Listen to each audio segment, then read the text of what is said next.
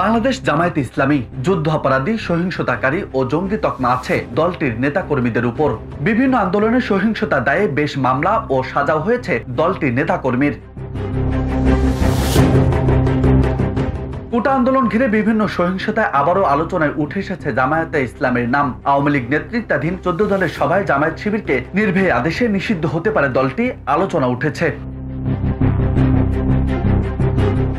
এদিকে আওয়ামী লীগ নেতৃত্বাধীন 14 দলীয় বৈঠকে বাংলাদেশ ইসলামী ছাত্র শিবিরকে নিষিদ্ধ করা বেআইনি ও এখতিয়ার বহির্ভূত সিদ্ধান্তের প্রতিবাদ জানিয়েছে বাংলাদেশ ইসলামী ছাত্র শিবির। প্রতিষ্ঠা লগ্ন থেকেই দেশের প্রচলিত সংবিধান মেনে শান্তিপূর্ণ উপায়ে কার্যক্রম পরিচালনা করে যাচ্ছে দলটি বলে বিবৃতিতে দাবি করেন শিবিরের কেন্দ্রীয় সভাপতি মঞ্জুরুল ইসলাম ও সেক্রেটারি জেনারেল জাহিদুল ইসলাম।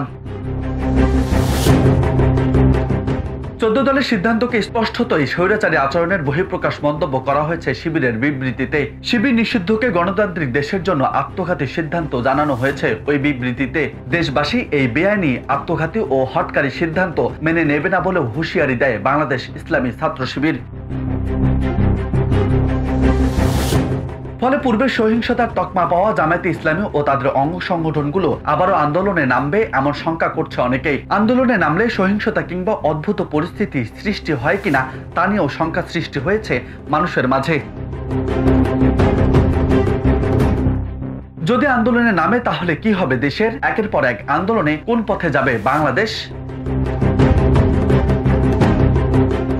বিশ্লেষকরা মনে করছেন নিজেদের অস্তিত্বের লড়াইয়ে বসে থাকবে না জামায়াত। আর আন্দোলন শুরু হলে সরকার পতনের এক দফা দাবিতে নামতে পারে বিএনপি ও অন্যান্য বিরোধী দলগুলো। কোটা আন্দোলনের কারণে বহির্বিশ্বের চাপ ও নতুন আন্দোলন চাপে ফেলতে পারে সরকারকে, যার প্রভাব পড়বে দেশের অর্থনীতিতেও। আগামীতে দেশের করুণ দুর্যোগ থামাতে রাজনৈতিক মীমাংসার বিকল্প দেখছে না বিশেষজ্ঞরা। 1971 সালে যুদ্ধাপরাধীর দায়ে নিষিদ্ধের পর জিয়াউর রহমানের ক্ষমতাকালে আবারও রাজনীতিতে ফেরে বাংলাদেশ জামায়াতে ইসলামী। এরপর বেশ কয়েকটি নির্বাচনে অংশ নেয় দলটি। তবে 2009 সালে আওয়ামী লীগ ক্ষমতায় এলে আবারও থেমে যায় দলটির রাজনৈতিক চর্চা।